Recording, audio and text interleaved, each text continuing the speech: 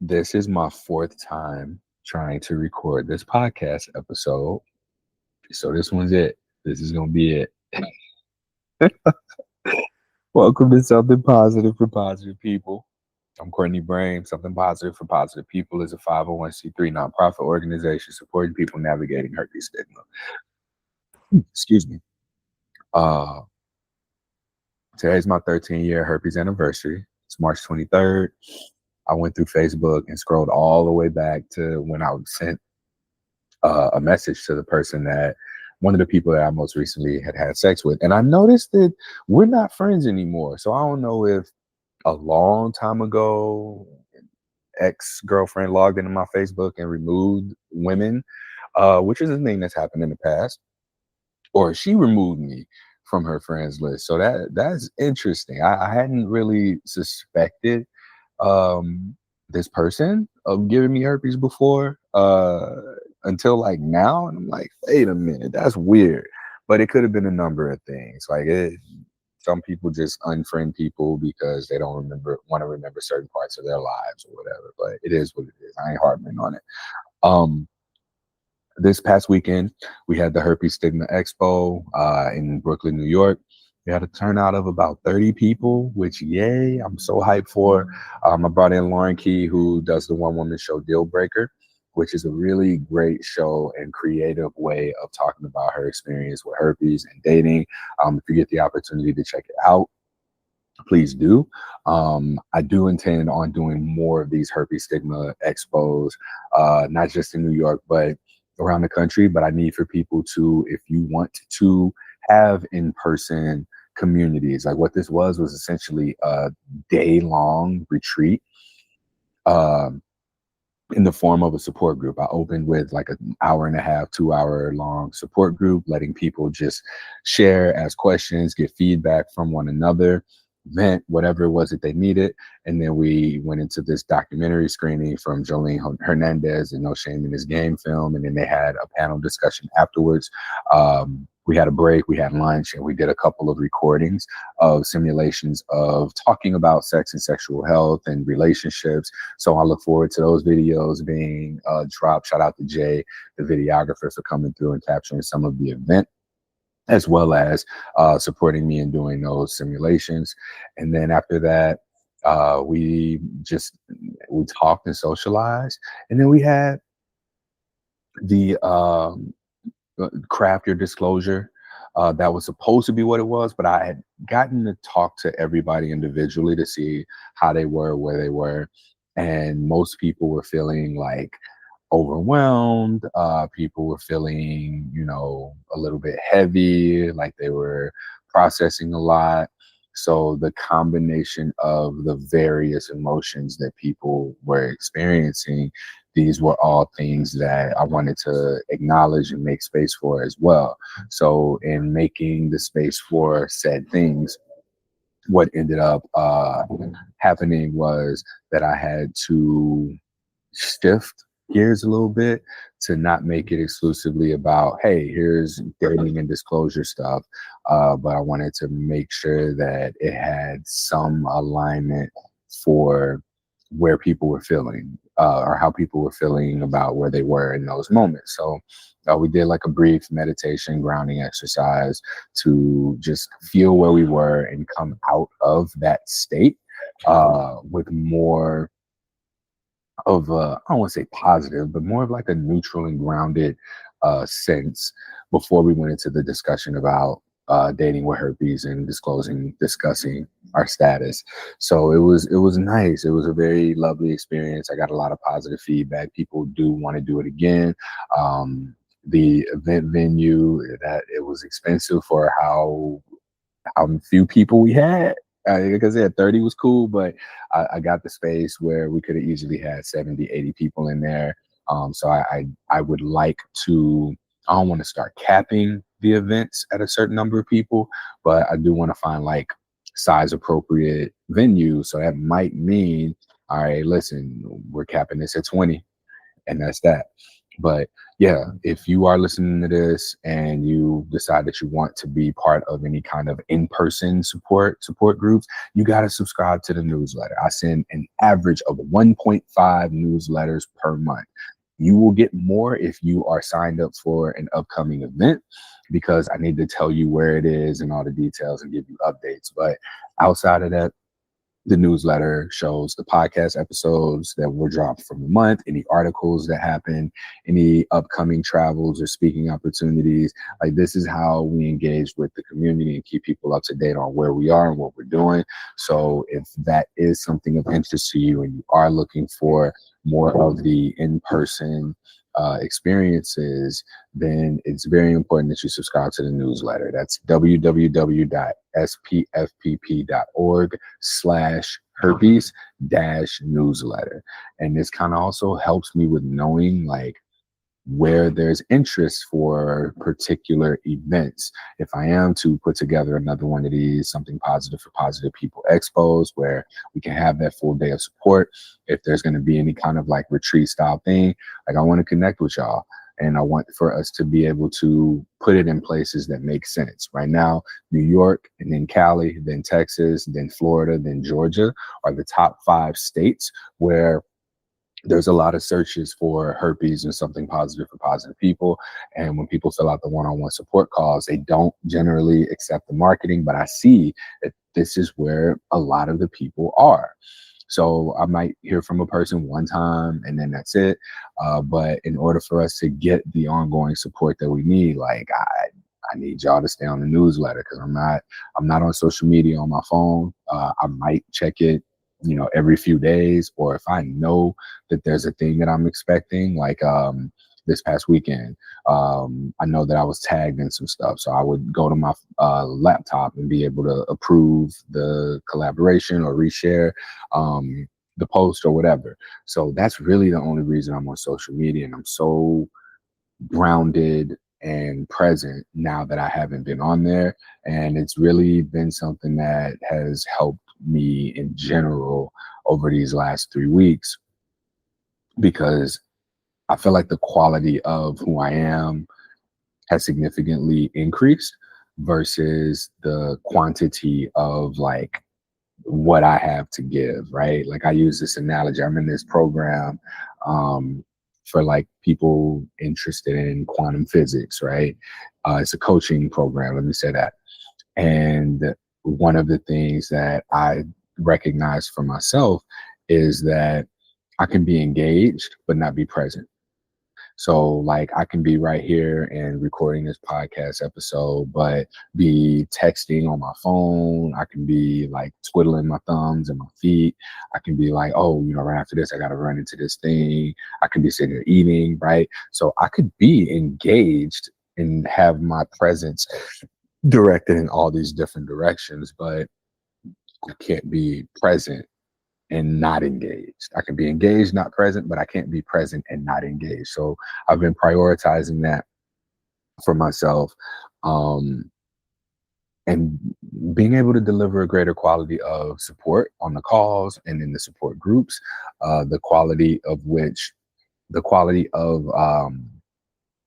the events, the quality of the marketing. Like, I've gotten all these creative ideas. My memory done got better, y'all, since getting off social media, and I'm grateful. I'm very grateful for the state that I've entered in, being able to get off of there, because that was hard. I remember when I was thinking about what I wanted to give up for my Sankopa, which is, again, lifelong intention.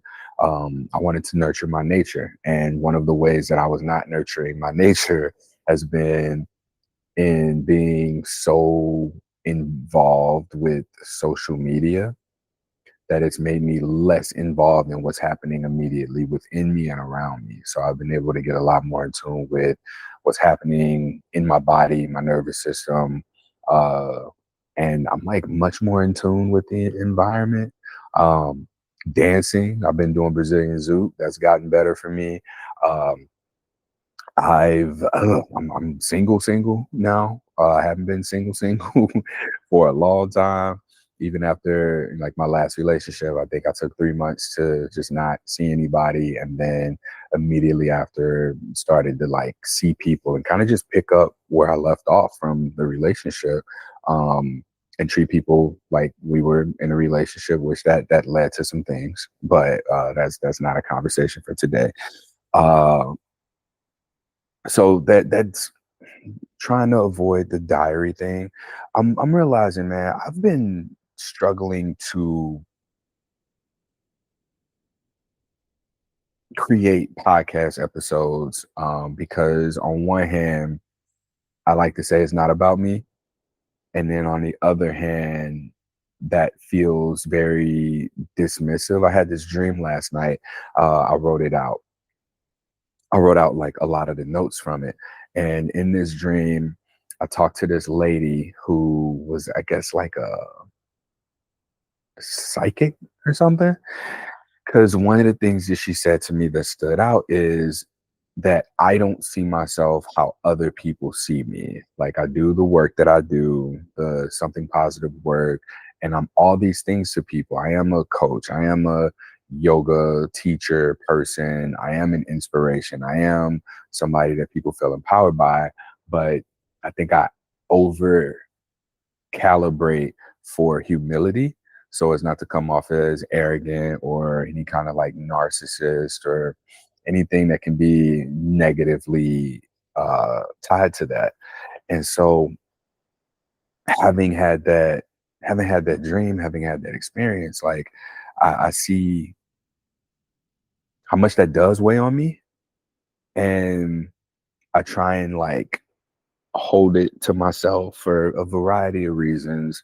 And I try not to talk about my experiences too much, but I end up talking about them anyway. It would be so easy for me to just be like, hey, y'all, like, I need guests. Come on, let's talk about your experience, because that's the easy thing to do. But I realize that it's not the medical professionals, the doctors, the public health professionals, and mental health professionals, the therapists. That's not who's listening to this podcast. And I know I've said this before, but I need the reminder for myself that this podcast is for people who are actively going through it. This podcast is for people who are living with herpes. This podcast is for people who are looking for the experiences of people who have herpes. And I'm a fucking person who has experiences with herpes. And I forget that sometimes. And, you know, it's not always hard because like I'll share my status with somebody and it's never an issue because of where I'm at when I'm talking about it. Like the way that I go about telling somebody, it's like, hey, I see things going this direction. Sexual health is important to me. Like, you're in a place to talk about it. Cool. All right. I was last tested for these things this long ago. Here's what came back negative. Here's what came back positive. What about you? And it's as simple as that. We make it a conversation from there. But oftentimes, like, I don't know that I really have had the experiences of getting to do that lately because I've not been dating. And when I was like dating, I think I ended up in relationships. Like I ended up past the dating point and into what felt like relationships already, like skipping the being friends, skipping the dating, skipping the like curiosity in one another because it felt like it was with people that I kind of already knew to some extent, and then being able to go from there. And so I haven't really had to have like that accurate of a conversation in actually a minute. And whenever I do go out, it's like, or I'm in a position where maybe that could be a thing. I just don't. I fuck it up some kind of way. Uh, I gotta go here in a minute because I do have a support call. But I say all of that to say, like, in reflecting on my last 13 years of living with herpes, I do want to share more of my personal experiences. I do want to be more supportive to people through this podcast. Like that's what this is for. It's for people with herpes to come hear from people with herpes. And regardless of whether or not I'm getting guests, I don't want guests who don't want to be on camera. I think that's right. That's one of the biggest things for me right now is I don't want to perpetuate stigma any more than it already is by bringing anonymous faces, voices here. No, if you want to talk about your experience, like we're going to do it. Or if you're gonna do it, let's do it. So if it's just me and this shit sound like a diary or journal entry, then that's just what it is. Because again, like this is what people come here for. And also this is what I want to do. Like I can't be so focused on the outcome of, okay, well, people are gonna come here and they're gonna get these things, like they're gonna be able to use. No, I can only focus on the output. So it's output over outcome. And I think that after 13 years living with herpes, that's what it's about. Not necessarily attaching to anything, but being non-attached to the outcome to the point where you can just focus on the output. So when I go to produce these podcast episodes, all I can do is just what I do. I can only do what I do and what I know to do and focus on that and not be focused on making sure that you get something out of it and that you get the right thing out of it. No, I feel called to continue to do the podcast as I connect with y'all, engage with y'all, and share the information because Instagram is not rocking with me right now. Social media in general. But the website and the podcast has been getting people in. We're still at like 70-ish support call signups per month. Not everybody shows, which is perfectly fine. People will come when they're ready. But yeah, I want to just give y'all that expectation of like, yeah, you're just going to hear more of my own personal experiences unless we have guests that are comfortable with being on. And I'll produce these podcast episodes as it feels, relevant. I don't want to just be saying shit just to be saying shit. So that's what you have to look forward to. Please subscribe to the newsletter because I need to know where people are so that I can bring things and events to these places. Because people be like, well, why don't you do something here? Or why didn't I know about this? I'm showing up. So that's really all I can do. But yeah, if y'all get nothing out of this, like I hope that the recap of the Herpes Stigma Expo was good and that you just have an idea what to expect moving forward. Whenever I don't have guests, like this is probably gonna be just what the podcast looks like. I may come on and share a story and like this is my life living with herpes here after this today. My 13-year herpes anniversary. So when I come back to this, I'll tell y'all what I did, how it was, and yeah, we can share a little bit more. But I think that this is a good place to leave it. Until next time, I want to just let y'all know, stay present. Stay present.